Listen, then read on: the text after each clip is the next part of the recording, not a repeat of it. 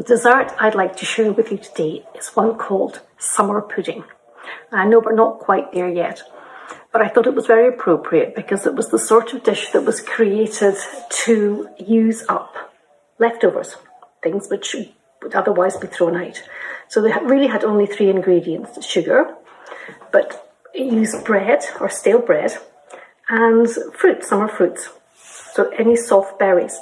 And the idea behind it really was to use up the fruit that you couldn't finish off yourself, you couldn't eat in one sitting, or that was possibly in danger of going slightly bad. Now we're in a slightly different position here, because I presume, like me, you've only been shopping maybe once every 8 days, and I find that things like soft fruits, strawberries and raspberries barely last a day or two past buying them and getting them into your fridge.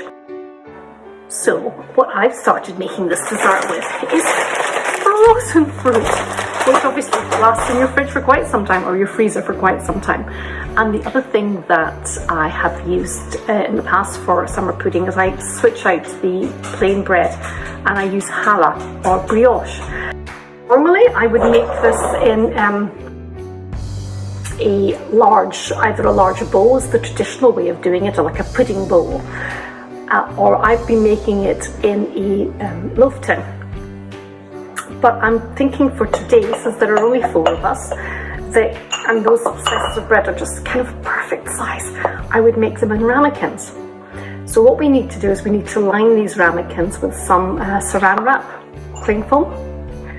So what we start with is we take the slice of brioche out, and I'm going to take 2 slices per ramekin. We're going to have a top and a bottom. These are really cute, they even come a little lined. So we'll take the cutter, and I've just checked that the cutter is the perfect size for the ramekins. So we're going to take the cutter and we're going to cut out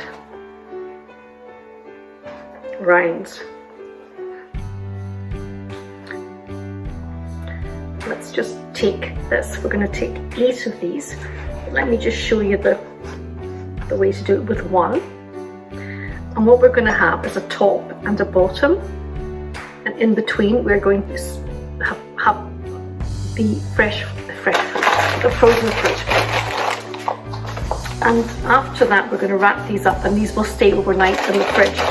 So what we do with the fruit is going to make a little compote with it. That means cooking it over a very gentle heat. So we're going to put a little bit of sugar in there. Let's start off with that, and then just put it over a medium heat for a few minutes, and we'll just let that cook slightly.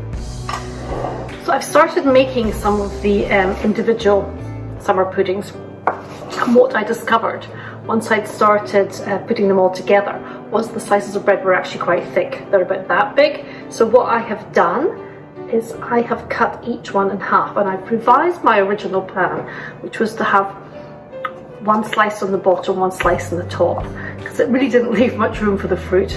And I'm going to put 3 layers of the bread in. So that's 12 rounds altogether.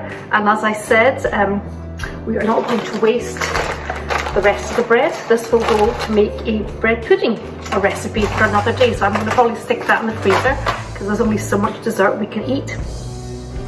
And I'm going to show you how to put one of these together. So we're going to start, we've got these all lined with saran wrap, and I'm going to take, and if I can show you that I have cooked this fruit. I added a little, I found some raspberries in my fridge actually, which were kind of on the edge. So I added those in too.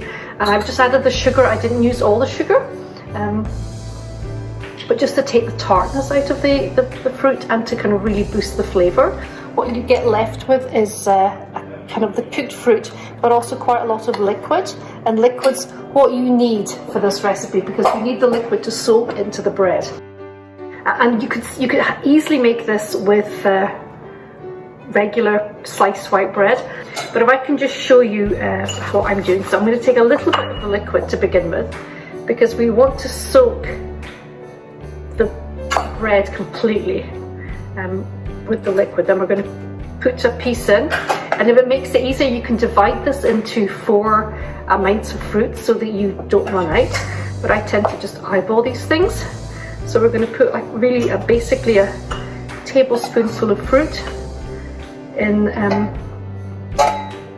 there. We're going to add another layer of the brioche. I'm going to move that out of the way. Another layer of the brioche, kind of settle that down, and then add another layer of the fruit. So it's just really a sandwich that we're making with all this fruit. And then on the top goes the final layer of brioche, and kind of want to cover that with some of the liquid.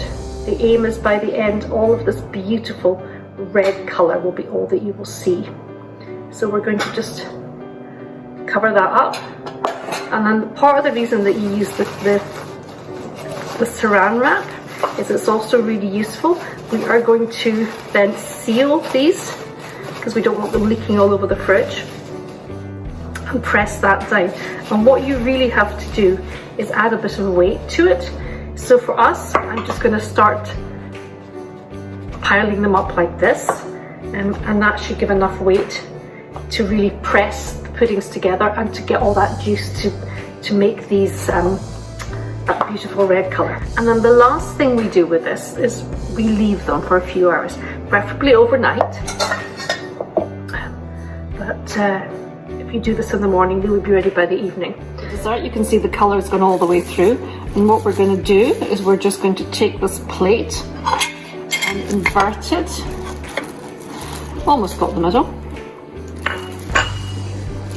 And you can see that's one pudding. So here we have the finished dessert. We've taken it out of the ramekin and put it on a rather lovely little plate.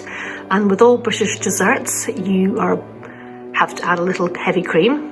Whipped cream would be lovely too, possibly a little creme anglaise.